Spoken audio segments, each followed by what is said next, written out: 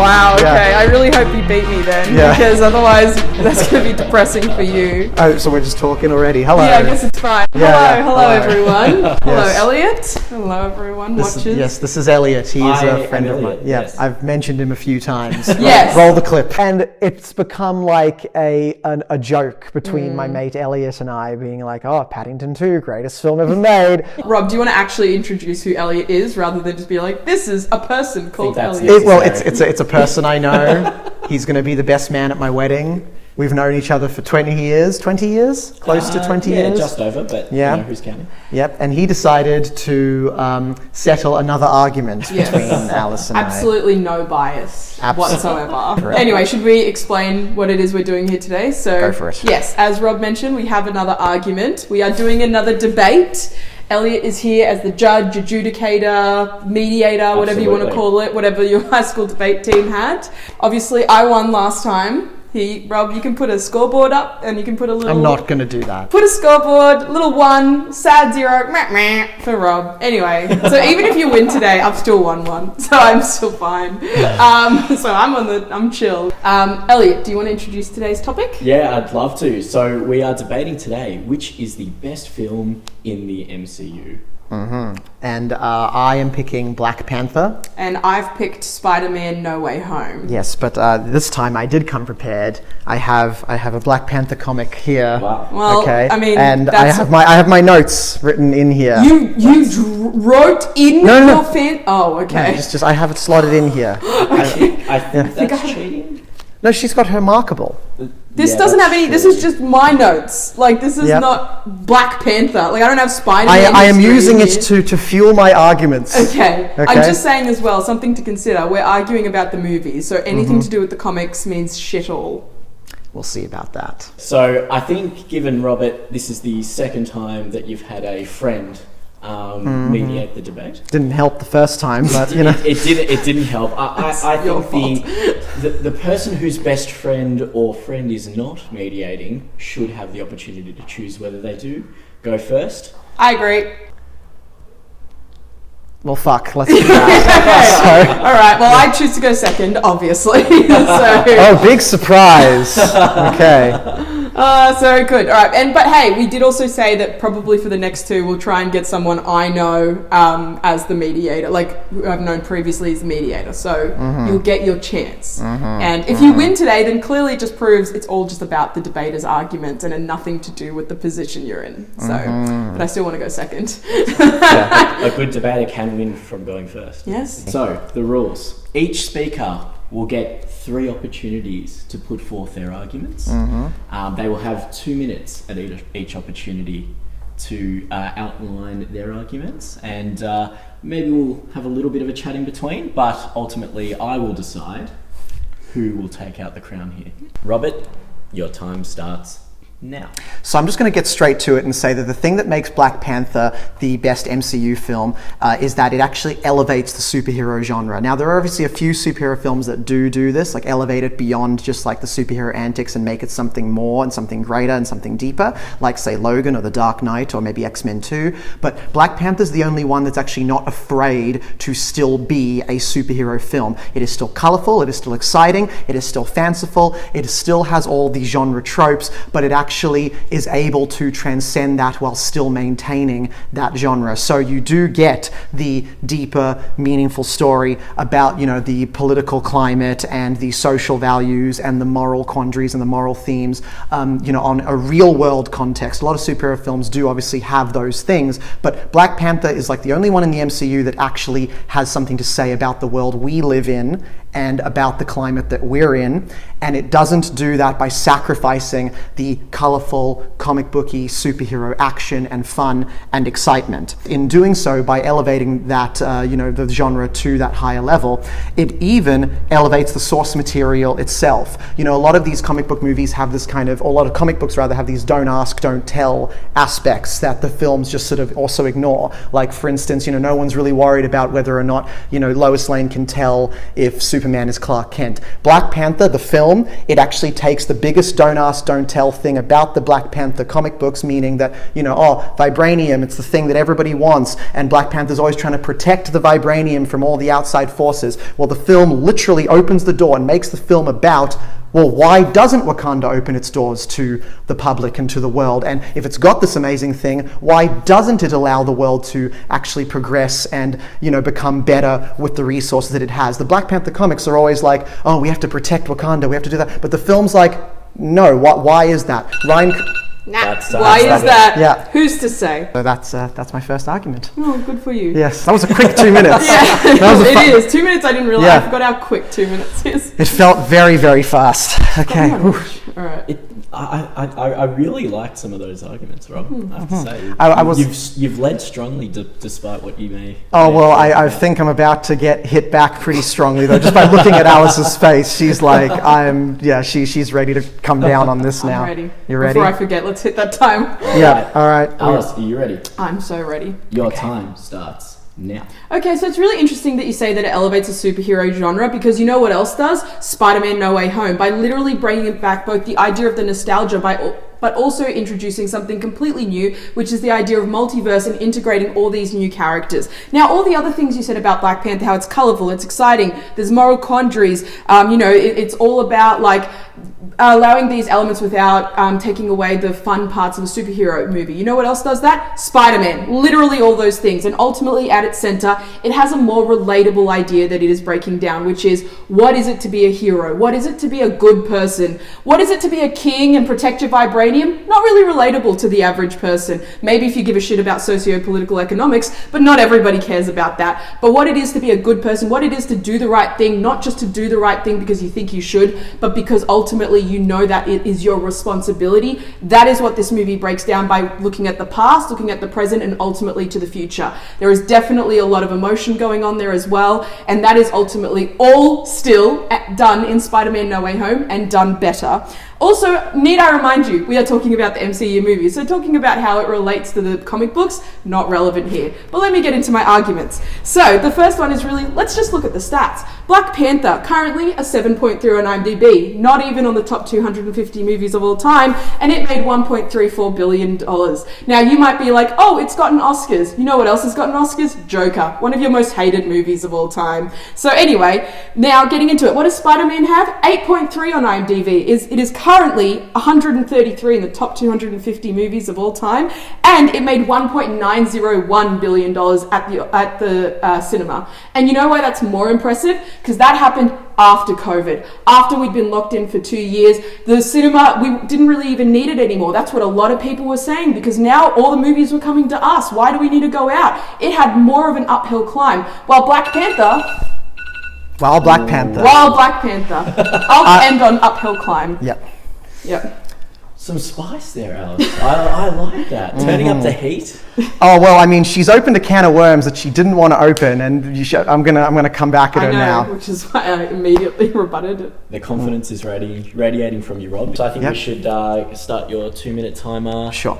Now. Let's just start immediately with the IMDb rating, because you yourself know for a fact that the only reason that Black Panther is that low, 7.3, is because of racist review bombing. The IMDb does not mean anything. In the case of Spider-Man No Way Home, it is so high because, yeah, sure, there was a lot of hype going into this film, there's a lot of nostalgia. Yes, that film is a celebration of the Spider-Man, continuity in the Spider-Man franchise, but even people across, the internet, reviews, the whole reception of that film has come about with like, oh, well, actually that film doesn't really work as well after a second watch, because all those nostalgic moments, Toby walking through the portal, Andrew Garfield, all these fan-baity moments, they worked the one time. Black Panther's big moments, like Killmonger's death, works every time you watch it. Black Panther getting thrown and beaten by Killmonger when Killmonger is actually now becoming the new king of Wakanda works every time because of the emotion of those scenes, because of the emotion of those themes. Spider-Man No Way Home, a lot of fun, love it. It's a celebration. It doesn't elevate the genre in the way that I'm talking about. Black Panther elevates the genre in terms of, its cultural relevance, its real-world relevance. When you're talking about the vibranium and all that sort of thing, that is a direct parallel to political isolationism and what a country needs to do when it's on the world stage to make the world a better place. Spider-Man's moral quandaries in No Way Home are very internal to just the sort of superhero genre. It's not actually doing anything more to actually tell us about ourselves and our culture. Black Panther was about racism, about its isolationism, about so many other important things. So I would say that the $1.3 billion that Black Panther made was representative of people who aren't just comic book nerds going to see that movie. That movie meant so much to so many people, not just nerds. No Way Home was a huge hype train, but that is kind of what it ultimately only became in the end. All right, Black Panther actually meant a lot more to a lot more people for a lot longer and greater period of time, hence all the Oscar nominations. You ended it perfectly right there. Well done. Okay, well that's not what matters in an argument, so that's fine. Yeah. I was surprised you even brought up the IMDb rating. I knew you were going to go against it, which is why I have something against all of that. Let's go on. Oh, Jesus. Yes. Shall we? Your 2 minutes starts now. Yeah, okay, you bring up the review bombing, but I don't even know if that was relevant back then, because that's really happening now. It was not a thing in 2018, but let's all forget about that, because that's not even part of my argument. Now, let's talk about how it elevates the genre. Again, you're talking on the socio-political idea, and it's just not achievable to the average person. When it comes to what is most achievable to an average person, it is about the internalized element. It is about what it is to be a human. It is what it's about to be a hero. Giving a shit about politics, yes, it is important on a greater word scale, but you know what's more important to achieve a better society is that people stop being pieces of shit. And the easiest way to do that is to teach them that it is not about thinking about the easy way out, like Spiderman does at the beginning of No Way Home. It is not about going, with the easy route or doing what you think is right because that's what you've been taught. It is about internalizing what it is to be a good person. And that is a lesson that someone can take beyond the movie and be like, no, the idea of power and the idea of responsibility is the crux of the movie. It is the heart of the movie. And ultimately, it is more important to the wider world than a bunch of shit about vibranium and being a king. But on top of that, the hype train, Black Panther came after Civil War and was right before Infinity War. You want to talk about a bigger goddamn hype train that Black Panther was in the middle of? What has Spider-Man No Way Home had? It had come after COVID. People had no fucking clue what MCU was happening. They just had this movie to go off. It might not have even related to anything for all they knew, so it had much more to do. But to my argument around, that on the technical scale, that it is better on the second time around to Black Panther, it relates to one of my arguments, which is the technical scale. You know what doesn't work so much on the second time around with Black Panther? The CG. It's total shit. The fight choreography doesn't work at all. Ultimately, the performances in Spider-Man of Tom Holland, so much better, and the impact on the audience emotionally really leaves you thinking about something and about what it is to be human when you finish. So really, and let's not talk about the music as well, because that was amazing too. Just finish the argument and then a little bit of a kicker at the end. Yeah, because I know exactly what he's going to take from here. Let me just collect my thoughts for a moment, if that's okay. That's all right. Yeah, that's all right. We should have put a disclaimer. We both love these movies. Yeah, I should make that clear. Yes. I love Black Panther and you love No Way Home. Yes, I do. All right. Okay. Love it. Let's go. 2 minutes starts now. The hype train for Spider-Man No Way Home was so engineered because it was so built around being like, oh, let's see Alfred Molina back, let's see Green Goblin back, Toby, Andrew Garfield, whatever. People just went into that movie because they wanted to see their favorite characters from other Spider-Man movies. That actually ties into something I wanted to say about Black Panther, which is you can't even attribute the great characterizations and the great villains and the great appearances from those other characters to No Way Home because they all were created in prior films. Black Panther had a cast of characters that was just as wide, and we met them for the first time. We got to understand all of their perspectives, all their characters, all of their arcs, and we didn't need prior movies to actually explain that. And even with those prior movies to explain that, No Way Home even still gave the short shrift to some characters. So the structure of the film isn't even as cohesive and well thought out as Black Panther because, say Lizard, Electro, Sandman, all those characters were missing. In terms of the CGI, the CGI in No Way Home was also not so great near the end there when there's scaffolding and all that. And you can tell that Rhys Ifans has just been comped into the scene at the end, and it looked like absolute arse. So I think the CGI argument doesn't really matter. In terms of saying that No Way Home also allows the film to, make us think about what it means to be a hero and doing the right thing, Black Panther does all of that as well, but does it outside of just the introspective, also does it in a wider context of actually making us think about the world that we live in. That's the whole point. It's doing both. It's elevating the film to be about more than just what it means to be a hero. It's meaning it on a grander, more important scale. And the whole thing as well about Black Panther actually having to follow on from the hype of if Civil War and Infinity War. It came out before Infinity War, but the point is Black Panther's not as big of a character as Spider-Man, and the fact that it was the highest grossing, or still is, I think, the highest grossing standalone movie of the entire superhero genre speaks volumes to the fact that it meant something to people beyond just sort of seeing their favorite character with all their favorite other characters show up for a few cameos for a cameo fest-ridden movie. Black Panther meant something. Ooh. Again, right on the buzzer there. Well done. You both know what you want. You're out to get what you want. To murder the other. Get to the point. Yeah. All right, I'm ready. Alice. Final argument. 2 minutes. All right. Starts now.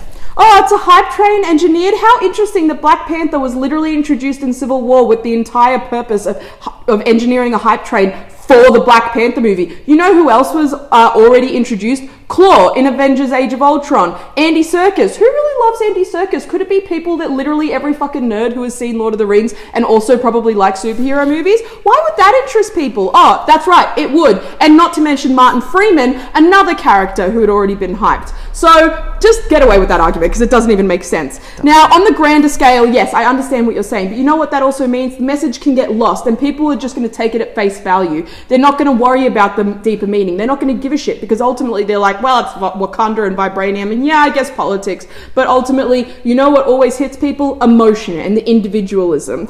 Now, meant something, but not enough. Oh, let me get into that. Now, you also mentioned that you can go into Black Panther and you don't have to understand it because it's a story that doesn't require more explanation. You know why? Because it's basically just Lion King. It's not that unique of a story. You know what has a pretty goddamn unique story? Spider-Man. Oh, don't make faces at the judge.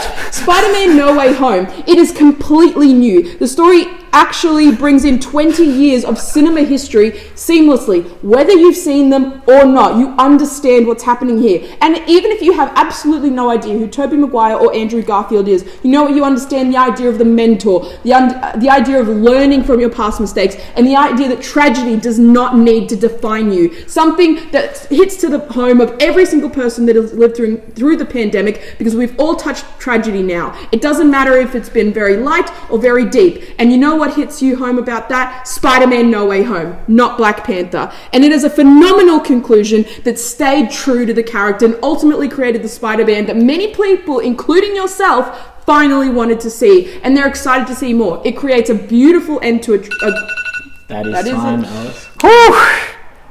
Ooh. Well, I don't need this anymore. That's done. Guys, it's getting hot in here. I know. All right. Can I just say as well, I'm glad we got through that so quickly because I was actually getting quite stressed. Fastest you didn't episode. Do the banter in the middle. No, because we were just ready to just fucking go. Maybe we should pause the sound there. Oh, now we can pause. Okay, all right. I'll keep it going. I'll keep it going. Sound. I think you were. I was like, Yeah. fuck, all right. Yeah, because I think I know that there's quite a few people that I'm friends with who vehemently disagree with me about Black Panther. Not you think it's a great movie. Yes. We've discussed it so much. Yeah, we definitely need to put a disclaimer. In the disclaimer, we have to be like, we both love these movies. Both these movies are in our top of MCU. Yes, 100%. I didn't feel that, but just through this debate, right. But I'll take your word for it. Yeah. It'd be dumb if either of us as film fans, objectively, if either of us as film fans and MCU fans didn't love both of these movies. Yeah. Because that's why it's a good debate. Yeah. Because it's like, there's arguments for both. I mean, I wasn't exactly going to argue for Thor: The Dark World. Yeah. Or Love and Thunder. Or Love and Thunder, yeah. Anyway, but we should let Elliot actually speak. Yes. We've done our speaking. Yes. Firstly, well done, guys. Thank you. Very intense debate, but your arguments were superb. Oh, thank you. And there's a lot for me to digest. I don't remember them. I haven't a clue. I don't remember what was said or what was thrown at me. Yeah. Yeah. Alice, maybe I'll start with some of your arguments. Yeah. I think what you were essentially saying, and a lot of what I picked up was, with great power comes great responsibility.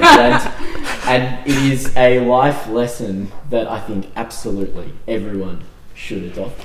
Everyone should take with them out of the cinema and apply in their regular lives. I thought that was a really, really strong argument. Robert, to talk about essentially Black Panther, I'd say it is a gem in the Infinity Saga. That's very good.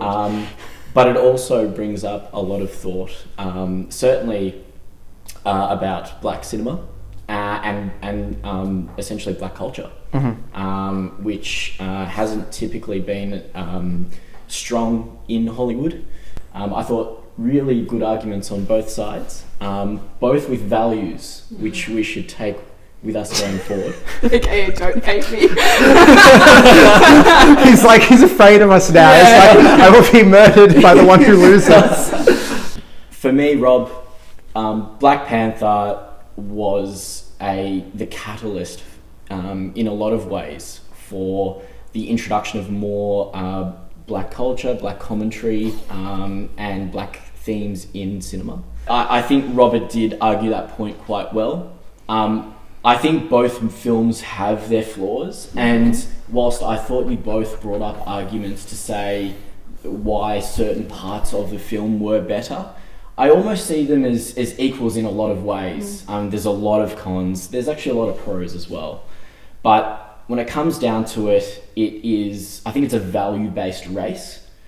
We're essentially seeing which movie had the most impact.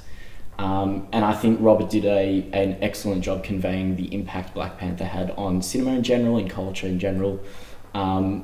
Alice, I thought your arguments were strong, but I do think that the values which Robert brought up and raised were a little bit better than that which you raised. Well, that's your opinion. No, don't we say once the debates have been set, we as the Clean Slate team have to declare. Yes. So you won. You can now stop having nightmares about it. It's not about the winning.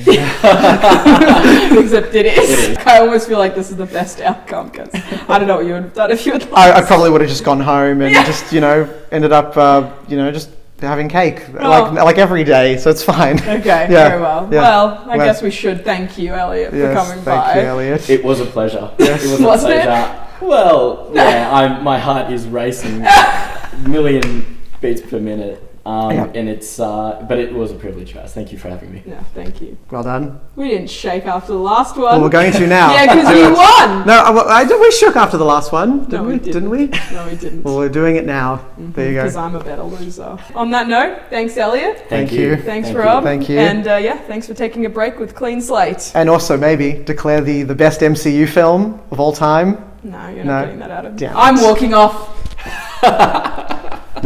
I'm going to jump too. Yeah, fair. I'm going to sit here and read my comic.